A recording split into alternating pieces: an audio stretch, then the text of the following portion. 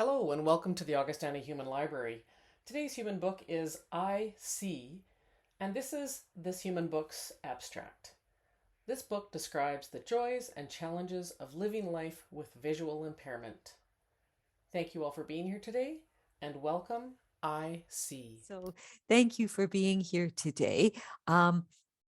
I'll be a visual book as long as my video holds out. It does tend to go a little psychedelic. So if that happens, I may turn into an audio book and you can just listen to my voice.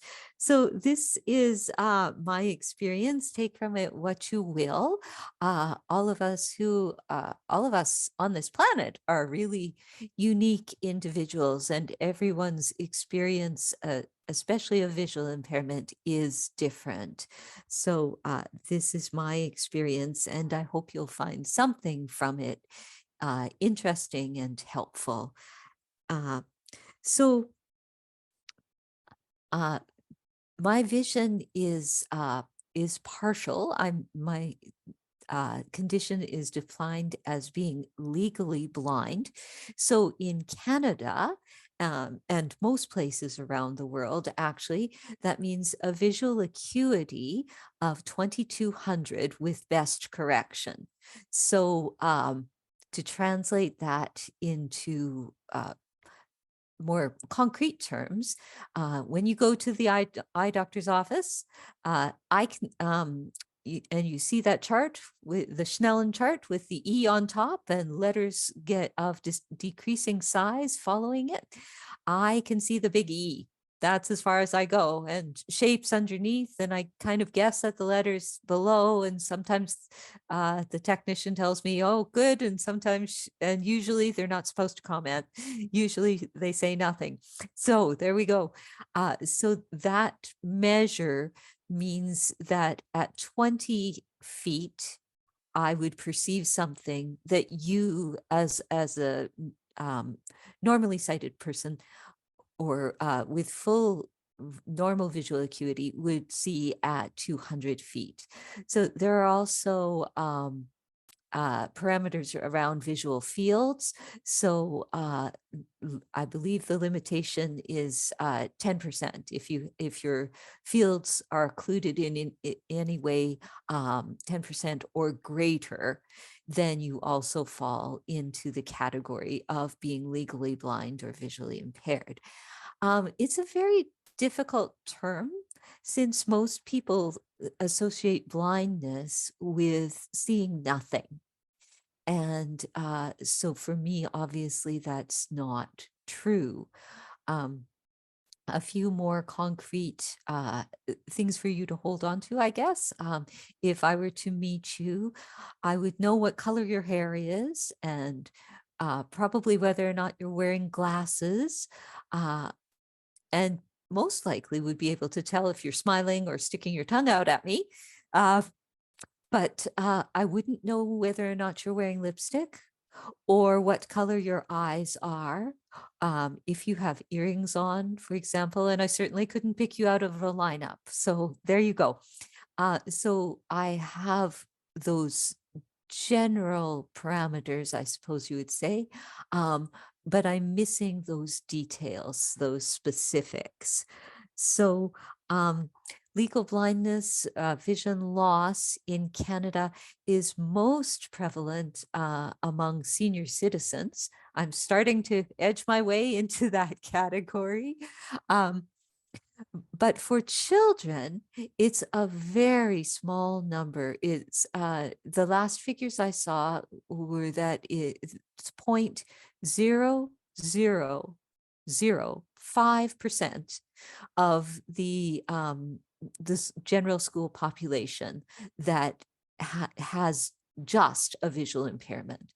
Now, those figures rise a little bit when we consider, rise quite a lot actually, when we consider that many of the children with visual impairments are also multiply handicapped. So they have many other challenges. And as one parent said, oh, his vision's the least of his worries. That's the least of the problems there.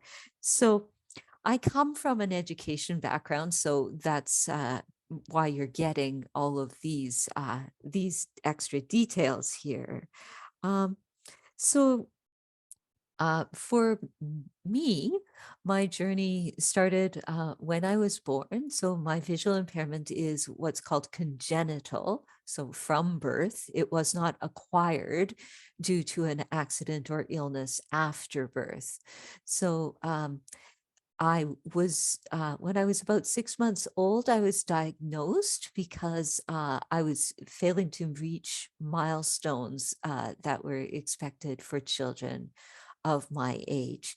So the diagnosis was congenital cataracts. So cataracts, as you may know, is that milky film that develops on the lenses. Many people, seniors and others who have cataract surgery these days, have usually one eye done at a time within a 2-week to a 1-month span. And the surgery is day surgery, not under general anesthetic. And you're sent home that day with a dark pair of glasses and a sheet of instructions and 2 or 3 different kinds of eye drops. For me in the late 60s, as an infant, my first surgery was done when I was 6 months old, and the second when I was 9 months old. Um, and at that time, uh, it was considered most helpful for people to be immobilized. So I was in a crib in a bed, with sandbags on either side of me, bandaged, so that I couldn't see, and hands tied down when I wasn't with anyone, when no adult was around. So as you can imagine, that start to life really was challenging in terms of developing trust issues, trust relationships with people, um, because that's just not the way children are supposed to be, is it?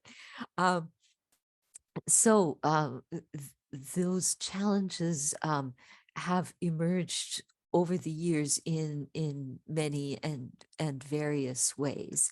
And pediatrics, thankfully, pediatric medicine has changed a lot over the past 50 years. When I was had at least 10 consecutive surgeries after that, until the age of 5. They So the initial surgery removed the lens, which is what happens in cataract surgeries today. But the lens for today, people, clients, patients going in for that surgery, another artificial lens is implanted. But that wasn't available when I was having surgery. So I got an external lens in terms of glasses, my first pair of glasses when I was 10 years old. So apparently from the stories I'm told, that made a great difference in my world and what I was able to do and reach for and how much trouble I got into.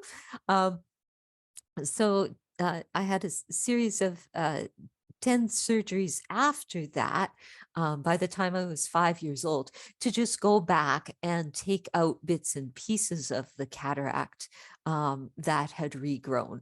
So nowadays, I believe those are treated more with pharmaceuticals, with drugs, rather than actually going in with scalpel to remove the diseased tissue. So all of those were general anesthetic surgeries with varying degrees of the immobilization happening afterwards. So lots of fun there.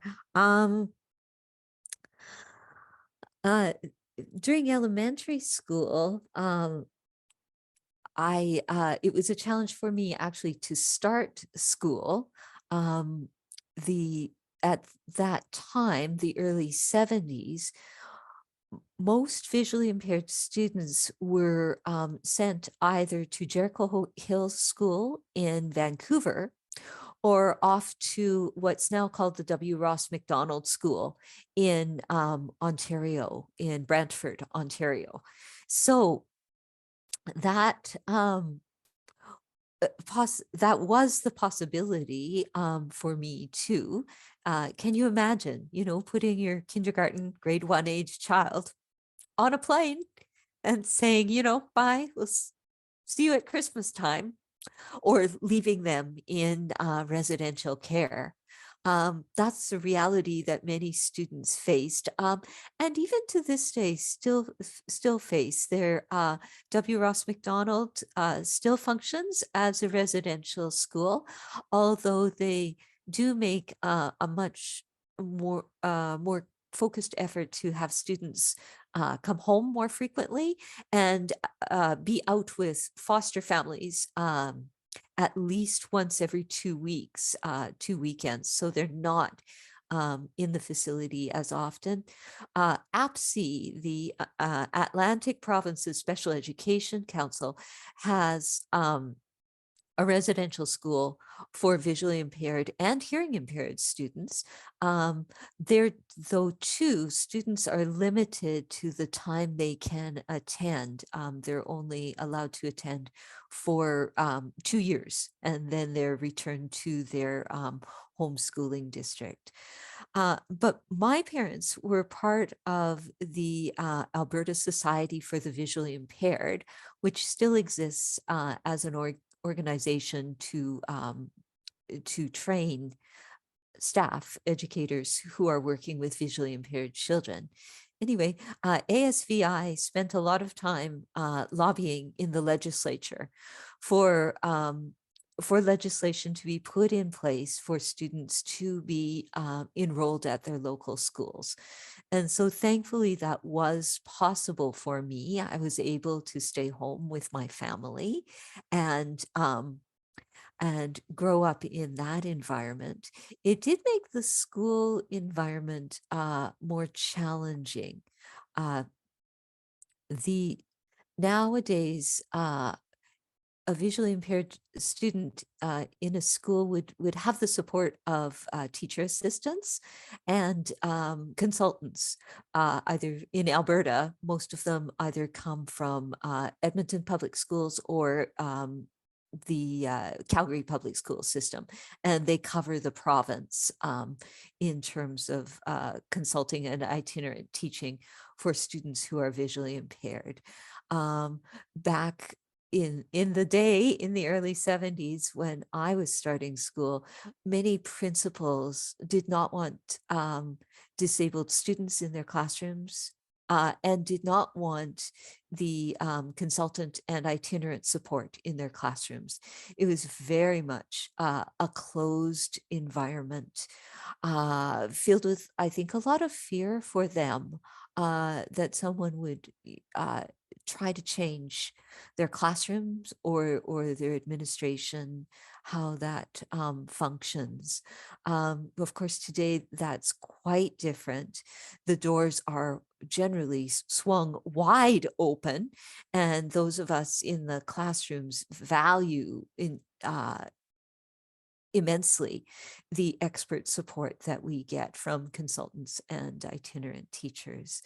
So there were many challenges there. I had a grade 3 teacher, for example, who was convinced I was mentally retarded and would never make it out of elementary school. So somehow, I guess, I did manage to get an education degree from the University of Lethbridge. But that's a little farther down the story. So that particular teacher, that grade 3 teacher, really just sort of let me sit in the classroom, and whatever I did. And if I didn't do anything, well, that was fine too. The next year, though, I was blessed to have a teacher who was much more concerned about her students as individuals, and I guess saw some potential in me and was willing to walk things back, make sure skills were in place from grade 3 that would enable me to do work in grade 4. Um, and uh, uh, got got me excited about learning. I think before that time, the classroom was sort of a place I uh, fell into because I was expected to be there. Um, and after that, because someone took an interest and because I had those links, those skills, I was more able to start to fend for myself and learn and become excited about learning. A couple of other changes, significant changes at that time, were that I became a regular print reader. Up to that point, the technology of my glasses, which were made out of glass and were probably twice as heavy as the pair of glasses I'm wearing right now, um, did not allow for me to read regular print. So uh, things were enlarged, but now, you just change the font size, right, in your Word document and print it off and go from there. Back then, it involved getting copyright permission, sending books to Edmonton, using a special photocopier and 11 by 17-inch paper to create these huge books um, that that I would use in place of regular print books in the classroom. So that was another significant difference. If you can imagine working with these huge documents, trying to read them. My glasses, I didn't dig them out. I used to have sort of a cyclops pair that had this telescoping lens on the front of the right eyepiece. And that's what had the power to enable me to read large print. By the time I was in high school, uh, I was able to set those glasses aside and use the power of my bifocal was strong enough finally to read regular print. So quite an advancement there. Technology plays a huge role actually in my life story. I was realizing that as I was printing this out this week. So the other technological advancement was the use of recorded books through the Talking Book Library that was developed by the CNIB based on the Talking Book Library of the American Printing House for the Blind. So having access to literature without the slow, painful process of reading print was a real game changer for me too.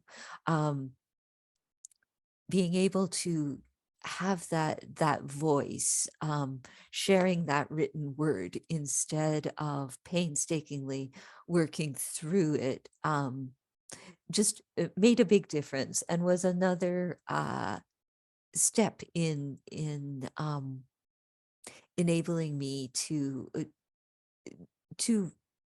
really take advantage of educational opportunities. The Talking Books program led to audiobook recordings of textbooks, which also made my life a lot easier. Instead of carrying around the 11 by 17 books, I was carrying around cartloads of cassette tapes with they had a system of tones, of beeps, to find your place in the book. So you would fast forward through the recording and hear these different pitches that denoted the beginnings of chapters, sections, and pages. So that was an interesting process too. Now with screen readers, the ease of printing, of producing Braille compared to way back then, um, those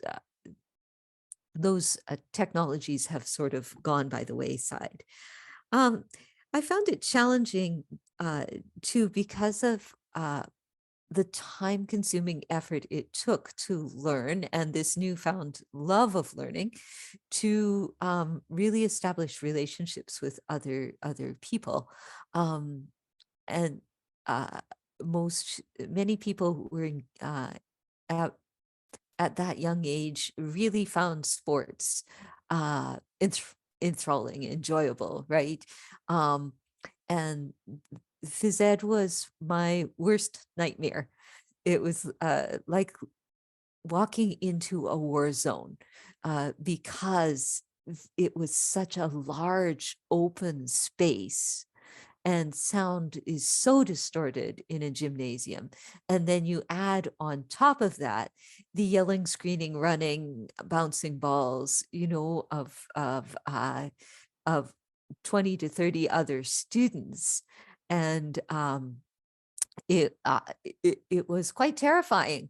Um, so it uh, it wasn't until high school when the focus was uh, more on academics, that I was able to walk out of that and build build at least a few relationships that were based on other things. Um, just a side, a funny side note. My grade 12 year, around this time of the year, actually, my guidance counselor came to me and said, "Did you know you need at least 3 credits of phys ed to to graduate?"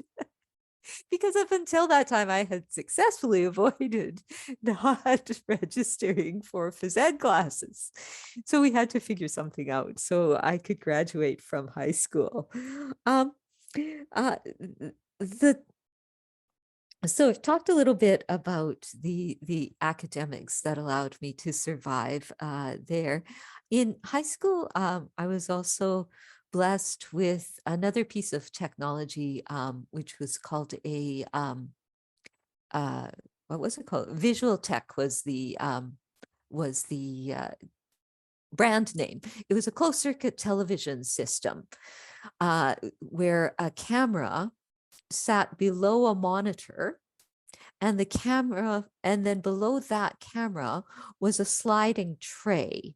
So you would place the book on the sliding tray, 2 small fluorescent lights, and this camera would take in real-time pictures, video of what was under the camera, and then that picture could be enlarged or shrunk or changed to a negative image. It was also, I could also write under there.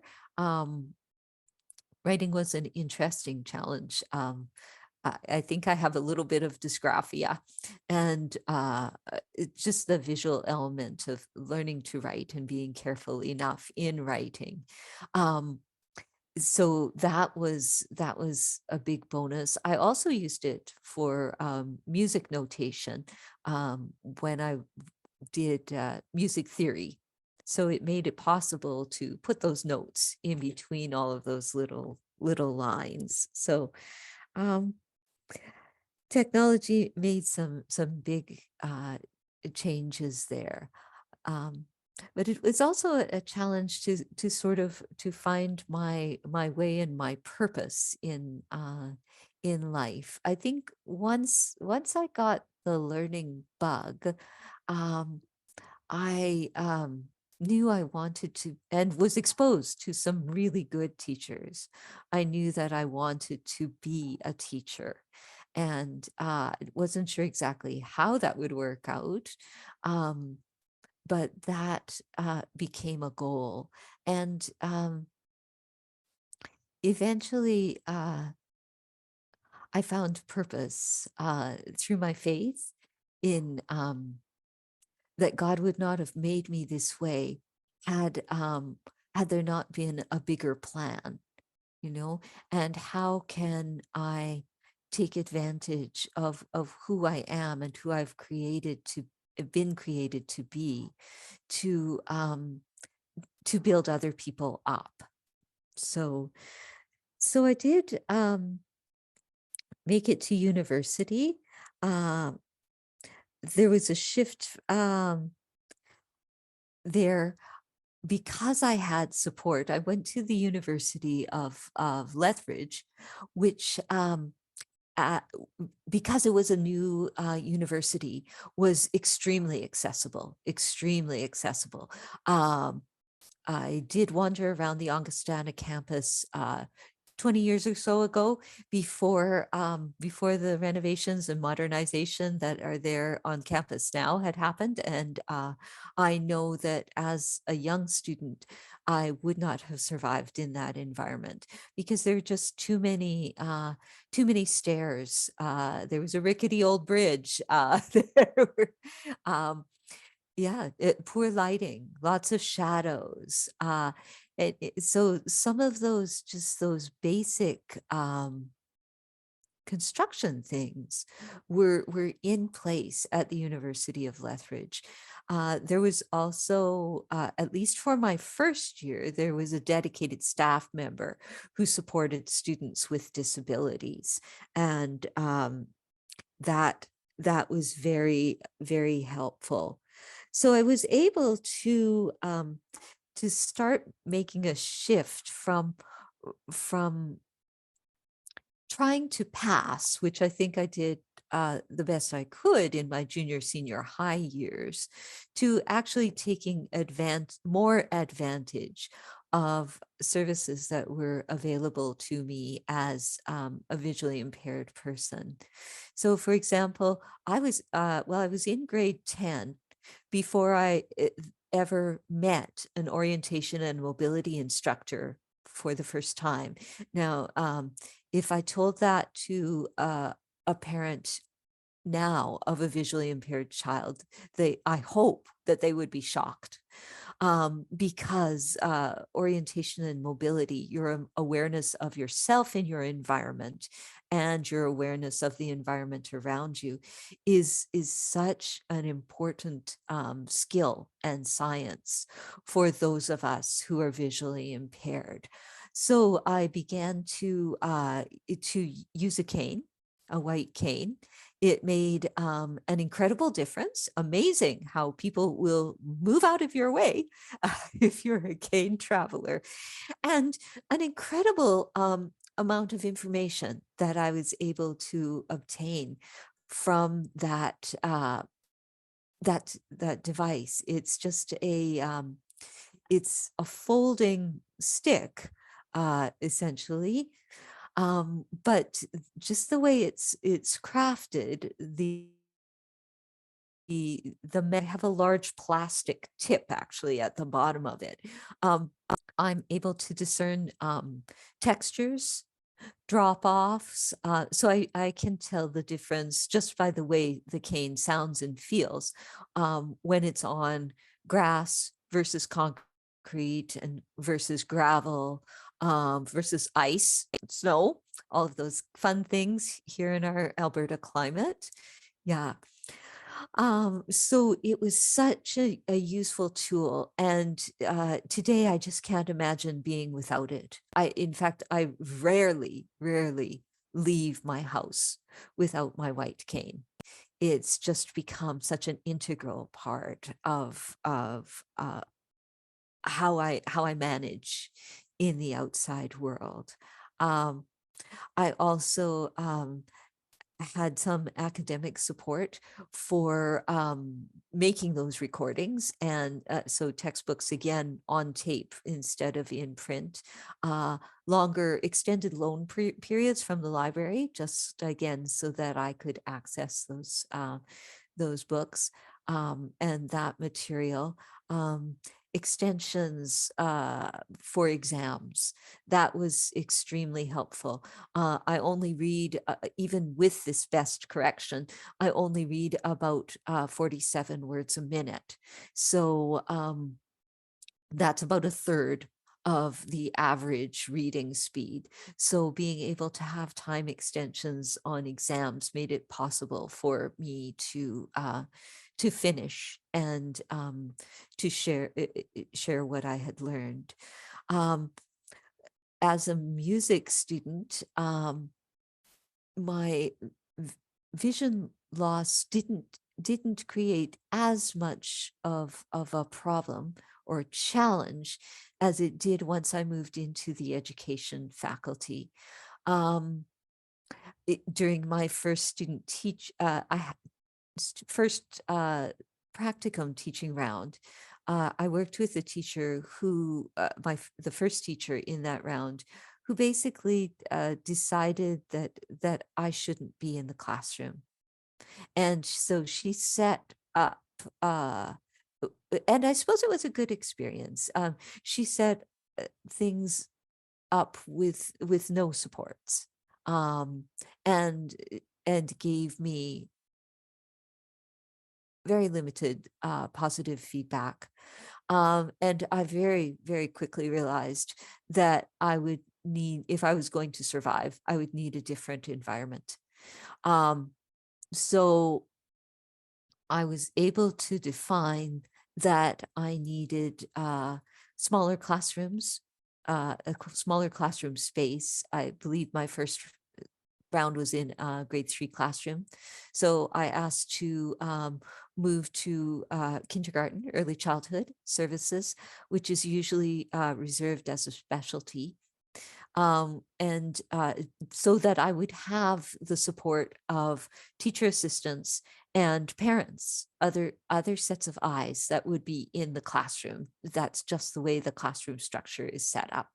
And the people are littler, a little bit easier to keep track of and to encourage to in positive ways to follow direction. They're still keen on school.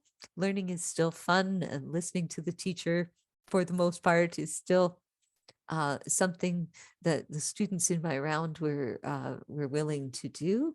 So that experience taught me that not every situation will work, and I need to find ways to build situations for myself that structure things so that I have an environment that will be accessible and workable for me. So from that point on, I was a generalist, but from that point on, I focused more on early childhood and special education. I didn't So many people told me when I first started, oh, that's what you should do, right? That's where you belong. And I really kind of rebelled against that, being sort of pigeonholed into that spot, but decided that but once I started to work within special education, and especially doing I did a paper on visually impaired students in the classroom and the necessary adaptations, and just realized the wealth of knowledge that was in my bones because of the lived experience that I had. So that's uh, that's where I put my focus. I ended up, I graduated during Mr. Klein's era of cutting everything, and including the arts and kindergarten, and I couldn't find a job as a teacher.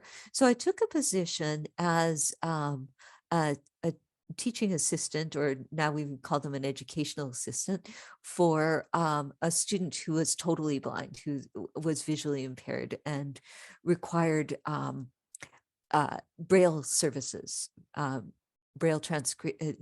learn Braille reading and writing, and to use Braille at a functional level anyway in the classroom. So I learned Braille. I had been a print user. No one had ever suggested that I learn Braille. I did, and I would agree with that. Actually, I had much too much vision to learn Braille, but I found it somehow culturally uh, appropriate or uh, culturally binding. I don't know if that's exactly the right word. Anyway, to learn Braille. It's such a unique code. So it is actually a code. It's not a separate language. ASL can be called a separate language because it has its own symbols and syntax. Braille has its own symbols, but not its own and sort of syntax within the code, but it relies totally on the grammatical syntax of English, of the printed word. So it's also very uh,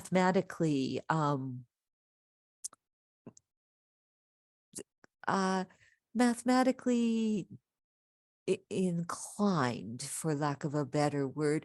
Each number in the Braille cell, or each dot within the Braille cell has a number. So I took to heart Nancy's uh, requests that teaching not happen. So I didn't bring my egg carton and my eggs to show you how a Braille cell is set up. But if you can imagine 2 rows of 3 dots, and each of those dots has a special number, and they're put together in combinations to stand for letters. And if those letters are standing alone, they actually stand for words. There are also combinations of letters that have a specific Braille symbol to make the Braille just a little bit more compact. So you can Braille things letter for letter, but most Braille is what's called contracted. So it uses those special symbols for letter combinations such as ER, ED, GH, ING, TH, SH, WH, those common letter combinations. And so there's a whole series of rules about how those are used. But I found and still find Braille really fascinating. And teaching Braille was quite challenging. This student already that I was working with already had a start on learning Braille. So I was thankful for that. So he was able to read the alphabet, and the very beginning of the very first Braille primer that was in use at that time.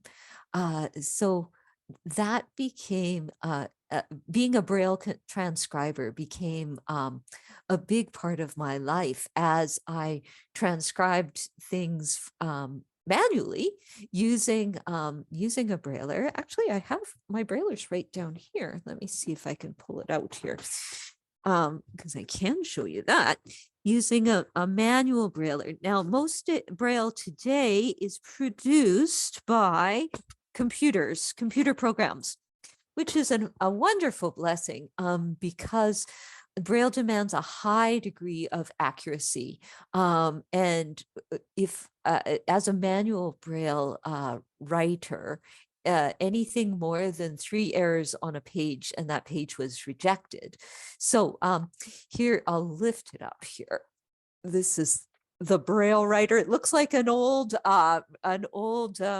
typewriter for those of you that remember those manual typewriter days. Yeah, and it's probably made out of the same steel frame that those typewriters were made from. It has the 6 keys for each of the Braille dots. There's 1, 2, 3, 4, 5, 6 with a space bar in the middle. So those can be pushed in combination. And then there's a head up top here let's see, where is it? There it is. No, that's not it. There it is. There it is. That moves along as the braille is produced. And I don't know if you can see them. There are tiny ridged spaces here for each of the braille cells so that you can count through how many braille cells you need, or how many braille cells are left in the line.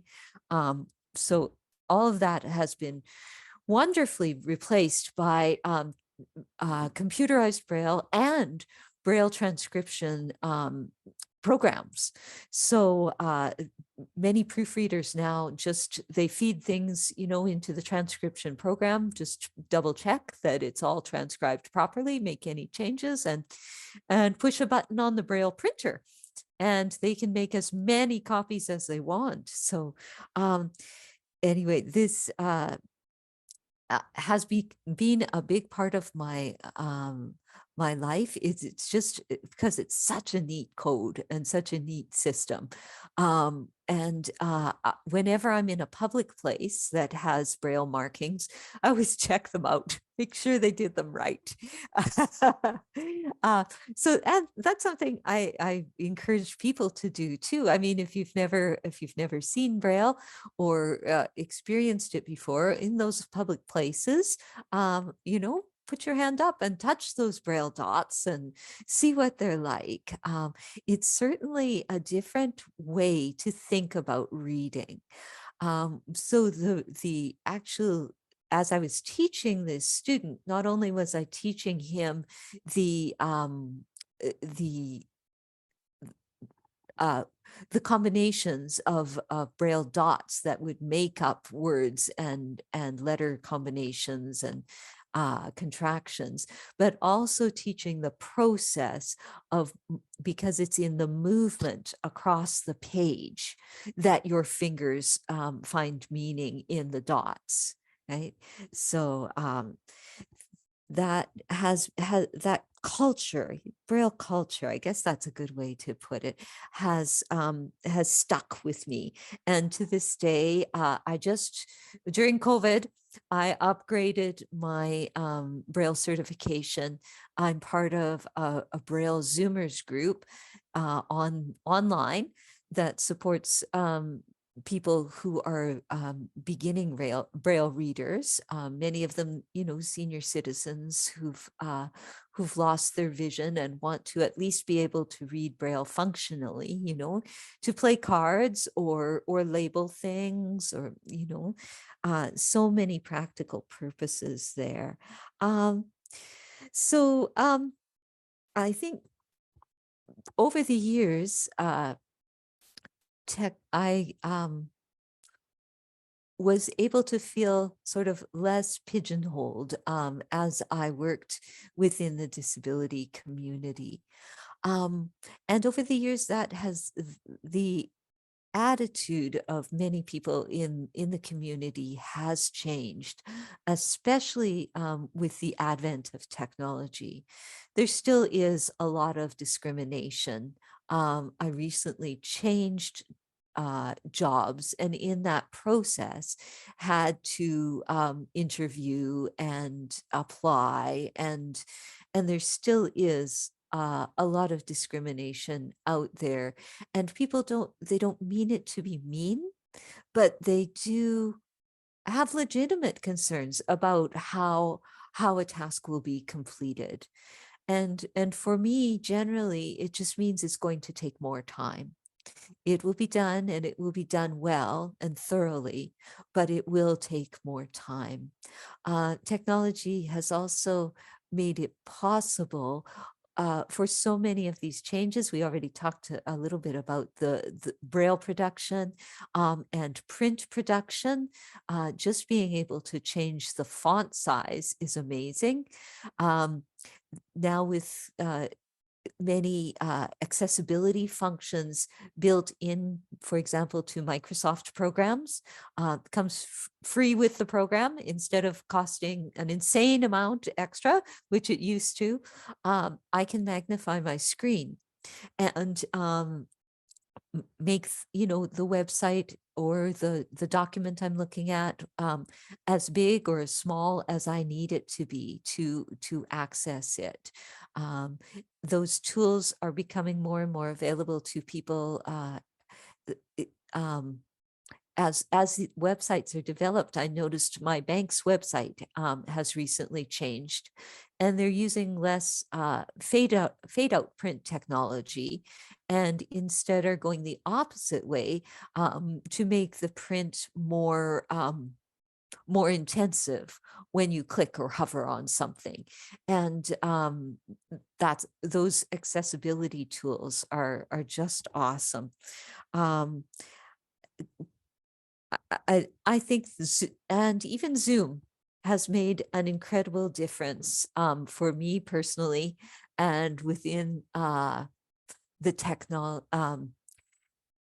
within the technology. You know, to be able to connect with people. As I growing up, I was a member of the local CNIB community, but they were all senior citizens, and I was not. And I'm just now starting to age into that community.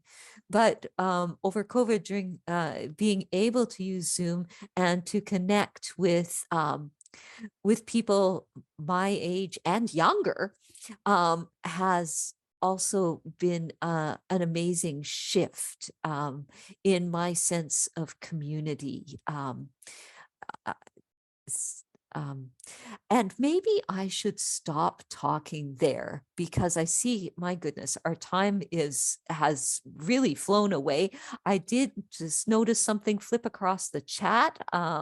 Is there, so if you have questions and you'd like to put them in the chat, or if you'd like to just turn your camera and your mic on and ask them, that would be great. I'm so sorry. I didn't think I could talk for 40 minutes straight, but my goodness, I did.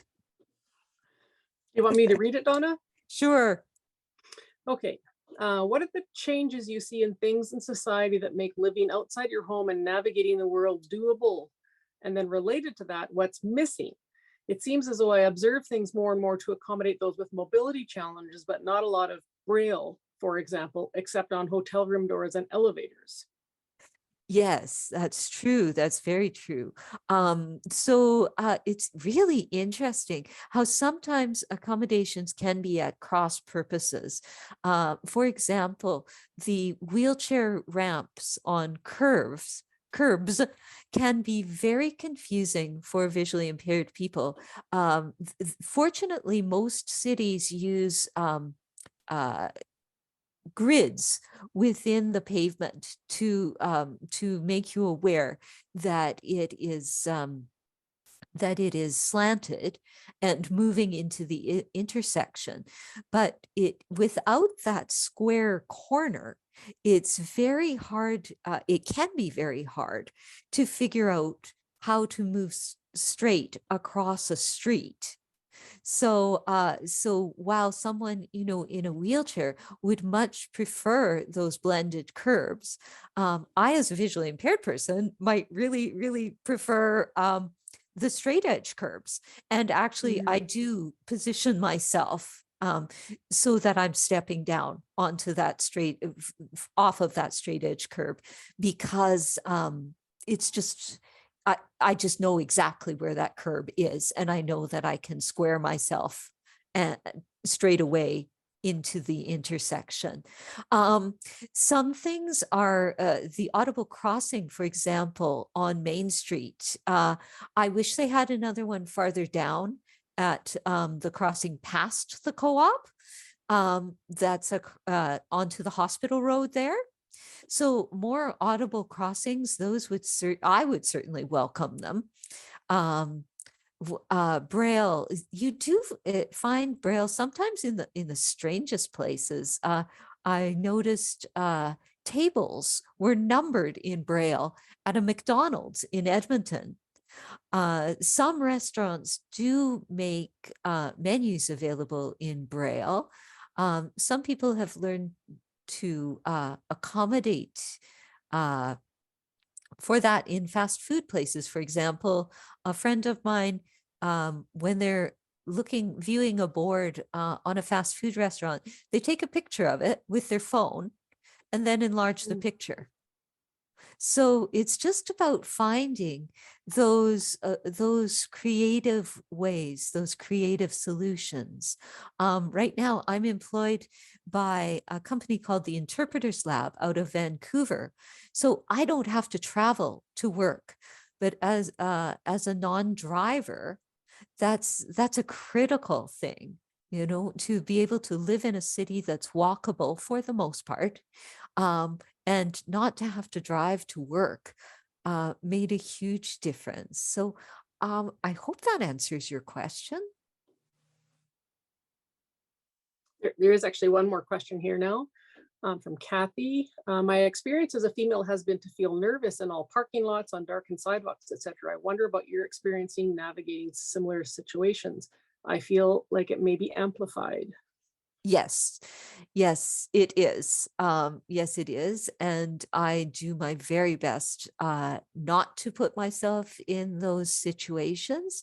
If I'm out at night, I'm either in an area that I'm extremely familiar with, or I'm with someone, and I'm with someone else. It's that's just the way it is. And there are other safety issues. For example, if uh, if I don't know, if I'm not absolutely 100% sure of who someone is, if they happen to, pull up along the side of the road and offer me a lift, if I'm not absolutely sure I know who they are, I will not enter that car, because there's nothing I can do once I'm inside, right? I'm helpless. I don't know. Well, not helpless, I guess, totally, but I don't know how to drive. So that puts me in an extremely vulnerable situation. And some people don't understand that. Someone just earlier this month actually came by and said, I heard this voice say, "Hey, Donna, do you want to ride?" Or I don't think they used my name actually, but they said, "Do you want to ride?" And I didn't recognize their name, didn't recognize their car. So no, thanks. No, I'm good. I'll walk. Thanks. Bye. And I'm sure they were extremely offended. I know they were actually by the tone of their voice, but that's just a safety issue that I have to adhere to.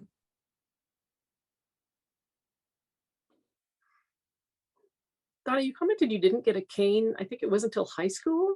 Yep.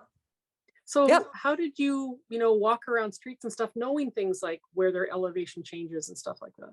I just didn't. And I didn't know what I didn't know until Mm. until I had that piece of technology, so to speak, to work with. And I never had any training either. It just, because I had so much vision, it was assumed, I think, by most people, that that wasn't necessary. And they thought it would make it, I think people thought it would, and I did too, actually. I thought it would make it easier for me to pass, as a normal person.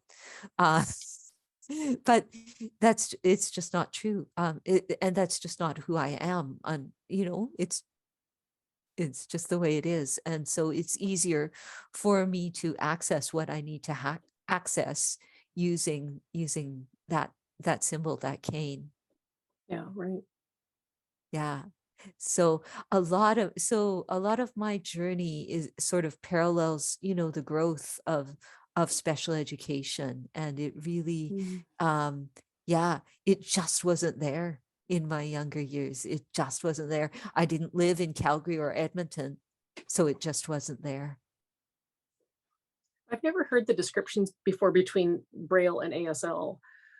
Um, Aha, and, the and differences. initially, it Yes. kind of struck me that in some ways, would Braille be easier to learn because you're not learning a whole new language of Yes. words? Yes. And I would have thought Yes. it would be like impossible, frankly. Yes, I think it is easier because you have that structure, of those words. Mm. Interestingly enough, um, uh, and many people, well, I guess it depends how you think about it, but there have been studies about beginning readers, Braille readers, learning contracted Braille versus uncontracted Braille.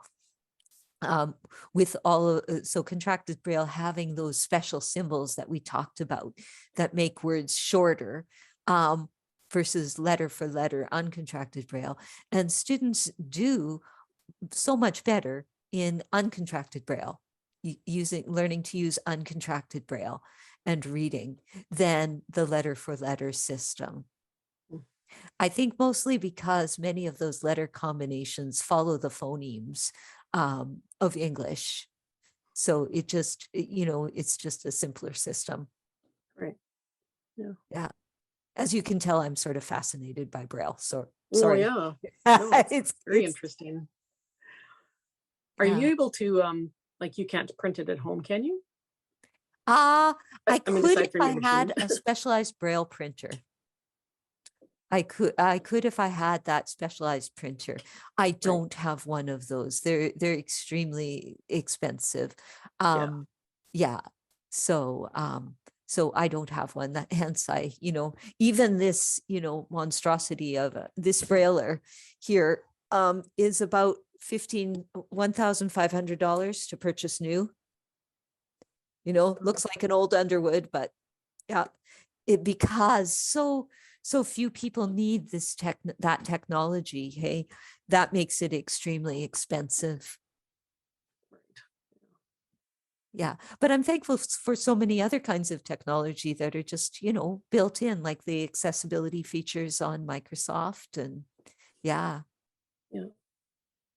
I certainly know at the university, whenever we're doing any websites or testing or something, that's always a consideration. Don't know how well we Uh-huh. do at it because I'm not the person that looks at it, but I know that it's something that there's various software that's used to assure that something is accessible.